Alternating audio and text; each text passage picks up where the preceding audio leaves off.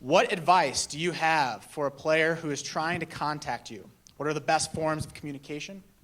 What's the best way to be seen?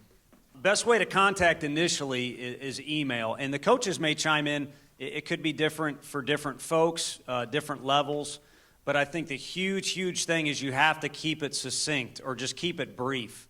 So letters of reference, your high school, maybe what you did last high school game, just on and on some stories. Don't do, in my opinion, any of us any good until you become someone that we're looking to actually recruit. When you send an email, you're just looking to kind of grab our attention and maybe get some feedback from us. So what happens a lot of times is you get an email that's intimidating to read. And I know that sounds foolish, but if you guys could just imagine the biggest guy on your high school football team or the biggest guy you've competed against, and just seeing that guy, it's like, man, he's huge, he's intimidating. Well, you see an oversized email and you're trying to roll through your day quickly, you don't want all that information. You think, by the end of this, it may be a waste of my time. But if it's a quick hitter with a good subject title and then just the essentials, we now know who you are. And that may be a good thing or a bad thing. You may put as a subject title, left-handed pitcher. All of our eyes just got bigger, okay? So we read a little further. 2020. I don't think you can have too many left-handed pitchers, but we have a good amount. We kind of feel like we're done. So if I have time, I may send back, at this time we're full, but we're always looking. But it's not necessarily a fit for us. So bam, you got some feedback. Or maybe you don't hear back. But I really think it's important, so important that if you want to take me up on this, you can send me an email. I'm on the website, only Italian coach on staff, and just put the subject Jaws, and that way I won't skim over it.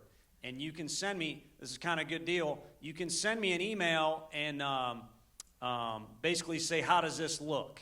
And odds are it's not going to look good. You're going to have too much stuff in there, and it needs to be, like I said, very succinct. I did one of these recruiting seminars and said the exact same thing. A kid named Jake Reindl sent me an email, and it was a disaster. He's a 33 ACT, and he was way overthinking it. And kind of changed it for him and helped him, and his dad said thanks. I bumped into his dad at a grocery store. Well, Jake Reindl pitched in the National Championship Series last year for Arkansas. So when I was working there, I ended up just trying to help the guy, and turns out he ends up at Arkansas. So a little bit of a fantasy story, but again, I think it's incredibly important to keep it short and start with an email. So just the essentials, and to me, everybody should have a YouTube or a one-click video that you can send us. And I'll sound like a jerk, but don't send a video where I need a password or I got to go to step 2 and step 3 to get to it. We should be able to get to it right away. And, hey, it's awesome if you hit a triple and mom or dad got you with the iPhone from, the 15th row. But if you look like an ant, we're not going to really be able to see what you're doing. So when we watch a video, we're not deciding whether you're good enough or not. It's kind of more, for the most part, it's kind of more just seeing how you move around and, how the swing is or how the throwing is. And then maybe we'll move on to the next step where we really want to see you at camp or see you in person. So. Follow-up question. How long should that video be? Very brief, a minute at the most. 3 or 4 swings is enough. 3 or 4 throws is enough. 2 or 3 fastballs, 2 or 3 changeups, 2 or 3 breaking balls is enough. A side view and then maybe a back view is good to have, but it should be very, very brief. I mean, Zach Daniels is a kid who's very raw. He could be a first rounder if he figures it out for us. I've had one day that I've gotten with Zach Daniels one-on-one in the cage. I would love to do that more. So I'm just trying to give you one example of the choices a coach has to make. Do we want to get in the cage with Zach Daniels, or do we want to watch a video for 5 more extra minutes, So just the most brief video you can throw together and the most brief introduction is the way to go. And there's certainly no harm in following up, too. If you don't hear back, don't take offense. I mean, some of us are busy. Some of us are unorganized. Don't be afraid to follow up and say, did you get it? Or maybe you send the same one. And, hey, if you're bugging somebody, who cares? There's a lot of insurance salesmen making a lot of money by bugging people.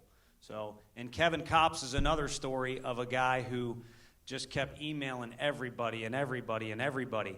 And there was a kind of a time slot of a tournament in Texas where recruiting's very competitive, but there wasn't a good game to go see at this tournament that everybody was at. So everyone was at Kevin Kopps's game. And we're all looking at each other like, he got you too, didn't he? And he was just pumping out email after email. Well, we got him at Arkansas. And unfortunately, Tommy John last year, so he was not a part of that team, but he was a very valuable part of the team before that had a great season. So don't be afraid to be persistent.